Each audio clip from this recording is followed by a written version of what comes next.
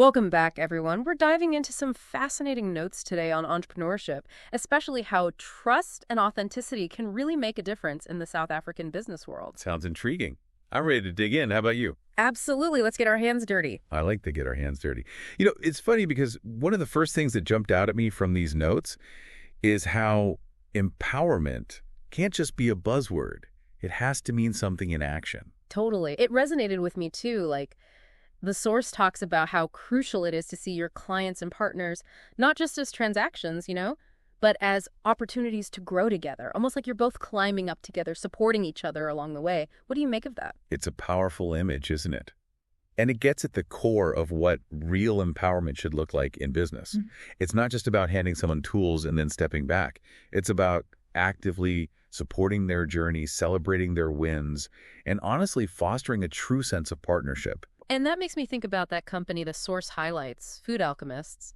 Their whole approach really seems to embody this idea. Oh, absolutely. They're a perfect example. I mean, they don't just offer a service, they really embed themselves in their clients' teams, providing solutions tailored to them, insights, and that proactive support. It genuinely helps their clients grow. Exactly. It's like they're saying, we're in this together. It goes way beyond just a transaction and becomes about being a real ally in each other's success.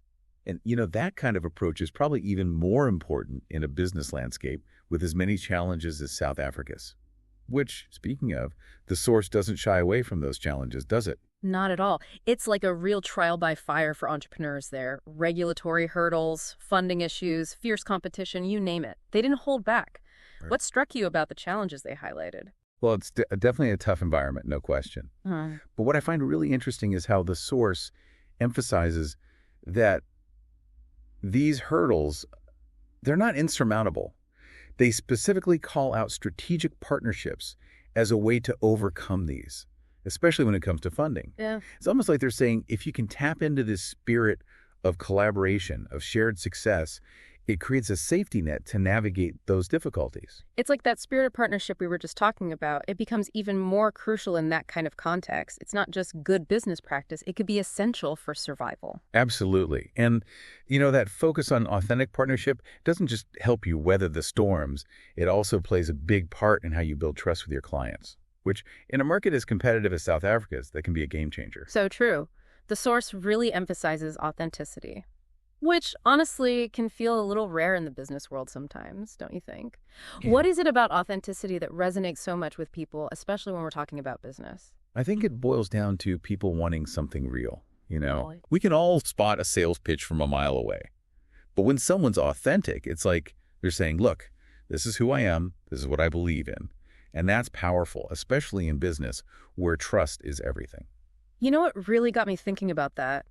The source mentioned active listening as a key part of authenticity. It's something we hear a lot, but I'm curious to dig a little deeper.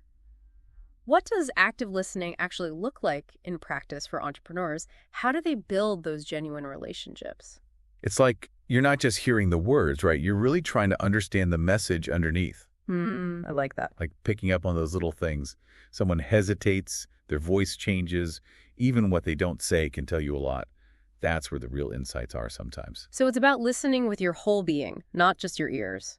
Exactly. And that takes practice. Yeah. It means putting aside your own thoughts for a minute, quieting that inner voice, and really focusing on what the other person is trying to tell you. Because when you show someone you're present, that you're engaged, it builds this level of trust and connection you just can't fake. And I imagine that genuine connection, that rapport, it plays a big role in building those long-term partnerships the source talks about. Oh, without a doubt. It goes from just building a client base to cultivating a community, a network of people who believe in what you're doing, who are invested in your success, just like you're invested in theirs. Remember how the source put it? Clients become advocates, not just customers. I do. It's about everyone winning together, feeling supported, empowered, heard. Which, hey, brings us right back to where we started.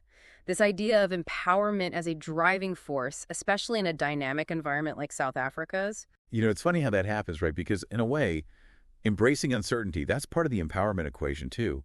When you're not afraid to step into the unknown, to be adaptable, you're empowering yourself to handle whatever comes your way. And the source makes it clear challenges are practically guaranteed, especially in a market as fast-paced as South Africa's. So it's not just about surviving uncertainty, but using it to fuel innovation. What are your thoughts on that? I think that's such a powerful way to look at it. Uncertainty, we often see it as something to be scared of, to avoid if we can. But when you think about it, it's where creativity and innovation come from. It's turning a potential threat into an advantage almost. Exactly. And it means being comfortable not having all the answers. The source even talks about how embracing uncertainty actually helps businesses be more tuned in to their clients' needs as they change, which helps them stay ahead of the curve. It's like that example with food alchemists again. They're so plugged into what's happening in the market, always adapting based on what their clients are telling them. They've built this amazing feedback loop, haven't they? Not only riding out the waves of uncertainty, but using them to move forward. Exactly. They're not just reacting, they're anticipating. And that's what allows them not just to survive, but to really thrive. And it all goes back to that one fundamental thing we keep coming back to, trust. You said it. Without trust, there is no business. And this source makes it clear. Trust isn't given, it's earned. It really is the foundation, isn't it? When you think about any solid business relationship, the source talks about transparency, open communication, and consistently delivering. Like those are the pillars of building trust. And it seems so simple when you put it like that. But, I'm sure we've both seen situations where that trust breaks down. What makes it so tricky sometimes, even when you know how important it is? It's funny you should say that. Because reading through this source, it did seem, I don't know, almost like a recipe. Like, follow these steps and trust is guaranteed. But the business world, it's rarely that straightforward, is it? Not at all. I think where things get complicated is remembering that trust isn't just what you say, it's what you do over and over again. It really is about consistency. It's about being there for your clients, even when it's tough, being upfront about what you can and can't do, and never compromising your integrity, even if it means a smaller win in the short term. It's like building this reputation, one that precedes you. Your clients know they're in good hands, even when things are unpredictable. Because when you have that level of trust, you're not just building a business, are you? It's bigger than that. You're building a legacy. That's a great way to put it. And it makes you think about the bigger picture of all of this. We've been talking about empowering clients, building those authentic relationships, embracing the unknown. It all seems very outward focused, right? But thinking about it, it all loops back to empowering yourself too. When your business is built on these principles, you're not just building something successful, you're building something that lasts, something that ultimately empowers you to make a real difference in the world. Absolutely.